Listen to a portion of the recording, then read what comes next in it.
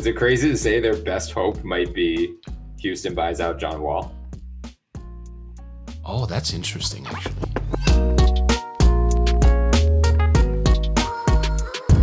Let's go to a much happier note, Mort. The Boston Celtics are having some early season turmoil. Oh, you're such much happier note. So they had lost 3 straight games. They lost twice to Washington, lose to Chicago on Monday. Afterward, Marcus Smart had some pointed comments about Jaylen Brown and Jayson Tatum. He said, every team knows we're trying to go to Jayson and Jaylen. Every team is programmed and studied to stop Jayson and Jaylen. I think everybody's scouting report is to make those guys pass the ball. They don't want to pass the ball. So that quote went viral, and then the full context came later. He said that's something they're going to learn. They're still learning. We're proud of the progress they're making, but they're going to have to make another step and find ways to not only create for themselves, but create for others on this team to open up the court for them later down in the game. So, he's saying it's not like these guys are a lost cause and that they're working and they're getting better, but they did wind up having a players only meeting ahead of their win over the Magic on Wednesday, according to ESPN's Adrian Wojnarowski. And that came, they were up 14 against the Bulls and lost by 14, just completely melted down in that fourth quarter. And they really did, yes. Obviously, in the wake of Smart's comments afterward, they bounced back. They beat Orlando on Wednesday, beat Miami pretty resoundingly on Thursday, limiting the Heat to only 78 points before falling victim to some Luka magic on Saturday with a game-winning 3 in the face of Josh Richardson, which I'm sure Luka in particular enjoyed that. Yes. What do you as did entire Mavs fanhood. Yes. Yeah, and Sixers fans. What do you make of all of this, Mort? Like, how concerned should the Celtics be? They're 4-6. Tatum and Brown are averaging in the mid-20s. Al Horford actually, his resurgence in OKC was as advertised. He looks pretty good for a guy his age. Schroeder is not shooting very efficiently, but he leads the team with 6 assists. So they have pieces here. It just hasn't quite fit together yet. How concerned should the Celtics be about Smart's comments in particular, but just how they've gotten off to this start this season? No, it's not about this year. Friend of the podcast, Keith Smith, has always also said that for a while now that this is like the 3rd season in a row where they come out flat. Mm-hmm. This isn't just a 1-season thing. The Celtics have this, I don't know what it's called, stagnation level, I think, where they're super talented, but for whatever reason, they just cannot seem to break that ceiling and really reach a higher echelon of play. The 2 Jays obviously are formidable basketball players, and I realize that Jayson Tatum right now is having a rough start to the year. Mm-hmm. But they're not necessarily playmakers or quote-unquote leaders. And when I say leaders, I just mean on-floor leaders, because I know there was a big Twitter debate the other day about Jaylen Brown and leadership, because he's such a wonderful advocate for equality and diversity, like off the court. That doesn't necessarily mean that you're a leader on the court. Like, those two don't necessarily have to go hand in hand, which is fine. Like, not everyone can be a leader. Someone have to be a follower. And Tatum and Brown, they lead by example more so than they do verbally. So from where I'm sitting, they need a point guard. I've been trying to actually for years say, no, it's fine. They'll grow into it or they'll find something else. I'm pivoting. They need a point guard. They need a someone who can dominate a ball, be a pass first guy. Like, obviously the Chris Paul archetype would be fantastic, but how many Chris Pauls are there, right? Right. Even Alonzo Ball would be just such a good addition to that team. Like, a tall point guard who can come in and be a pass first, shoot second, high level defender. I think they need that type of dude. You can argue all day long, well, Dennis Schroeder is averaging 6 assists per game. Sure, he's coming off the bench and he's passing the ball around. He's not a break down the play and give it to someone kind of guy. That's not him. Right. Marcus Smart is not that type of guy as well. By the way, Marcus Smart, I understand that he said those things that he did, and that's great. I don't necessarily disagree with the passing angle of it, but it's just very rich coming from a guy who cannot shoot at all this year. I mean, I had his 31.2%. Yeah, it was the true shooting percentage I was looking for. Yeah, 44.9 true shooting. I mean, that is just outrageously bad. But I mean, okay, I understand the concept of it. I just think everyone needs to play outside of Tatum and Brown, who needs to be your primary shot takers. Everyone else should just have one notch down on the pecking order. You need a third guy. You need someone who can come in and, like I said, I think that should be a point guard who can facilitate, be a shot taker as well, and be a defender. You need someone who can come in and be a leader. Yeah. Who is that guy? I have no idea. That's for the Celtics to find out. Is that guy even in the league and available? I don't think so. But nevertheless, that's what they need. I don't believe in the whole breaking off Tatum and Brown thing. I think that is way too early. Like, we'll have one of those Vince Carter, Tracy McGrady conversation about them if that happens. But I am willing to move literally everything else on the roster. Yeah. Like, really, I am. Marcus Smart, love him, but willing to move him in a trade that gives me something of value? Yes. Dennis Schroeder, absolutely. Robert Williams, I'd hate it, but I'd do it. Al Horford, yes. Josh Richardson, where do I sign? Right. Who here when you look at that roster, who are the keepers? Who are the long-term keepers outside of Brown and Tatum who you just know are going to be long-term contributors in a positive light? Yeah, they're the only two. Right. So that means that you need a roster around them with leaders, unselfish players, someone who can raise the ceiling. The problem is they just signed all these guys, Robert Williams to an extension, Marcus Smart to an extension, right. Josh Richardson to a shorter extension, but still an extension. So you don't have to trade Robert Williams. I'm just saying you could. Yeah. But I mean, that would be tricky because of the poison pill. This is a next July conversation rather than how do they fix it this year. But yeah, I mean, I'm with you in that.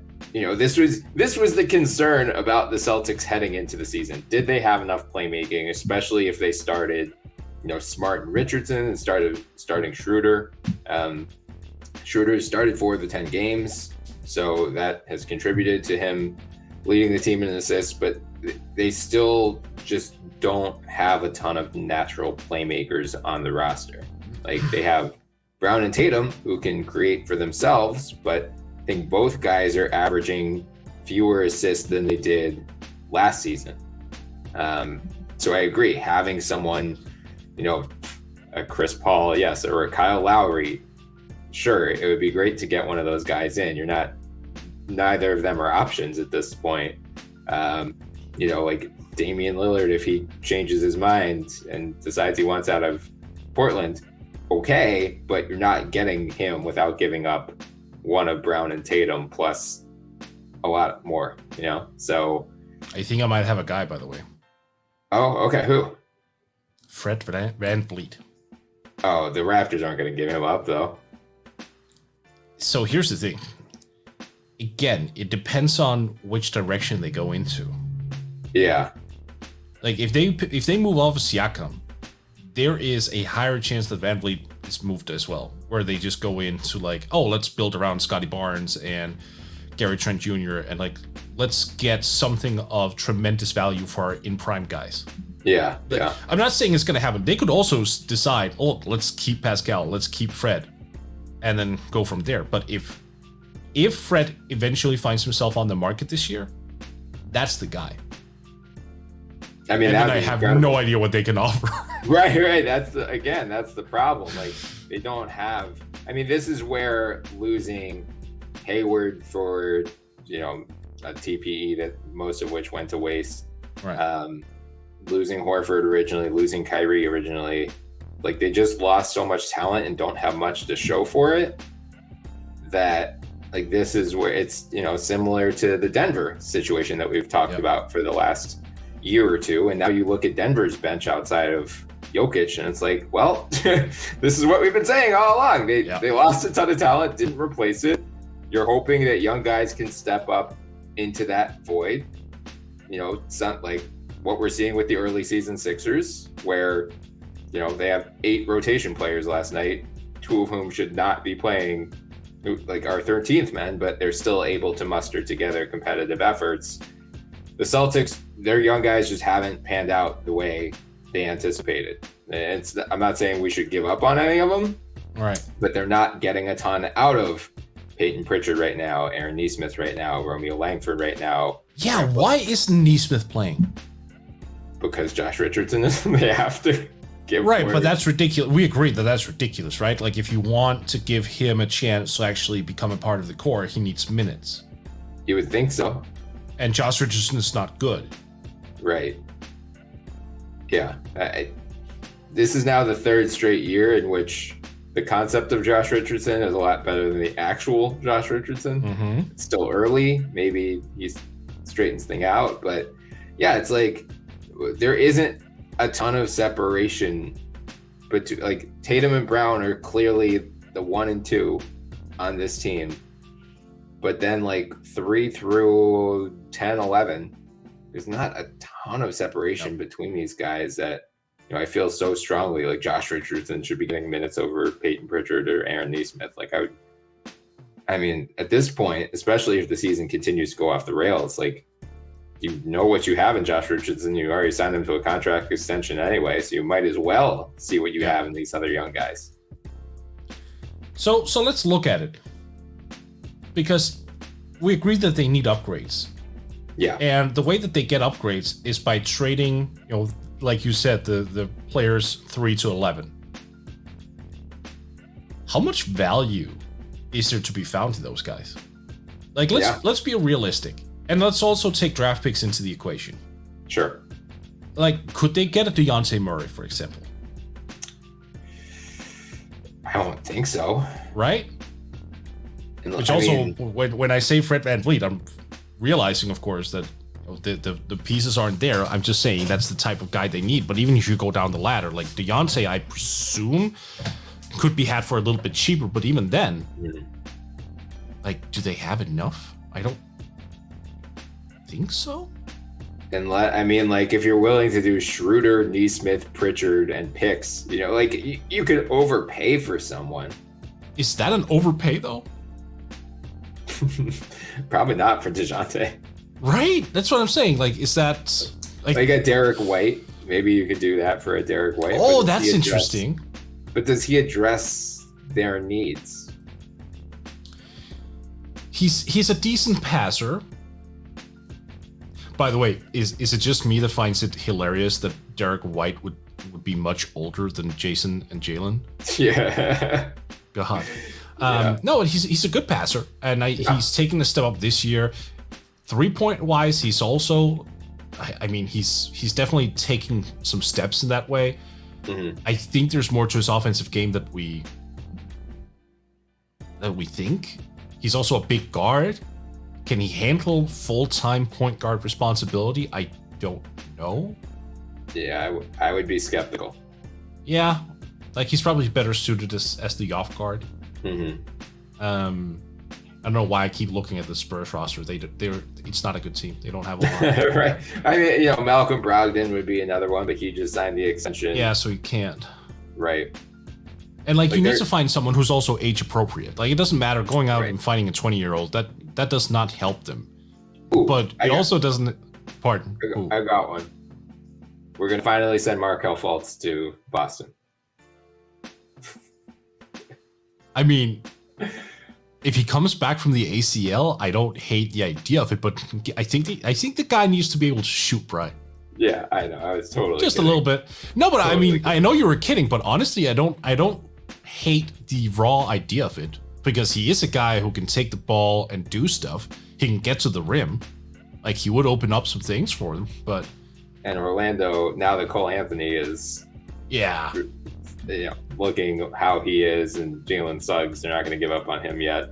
No. Markelle looks like the odd man out potentially, or like he's going to be stuck in a 6-man role whenever he comes back. So yeah, I think he would be expendable, if nothing else. But yeah, I mean, you look around the league and there just aren't a ton of obvious trade candidates when you're talking about point guards in particular.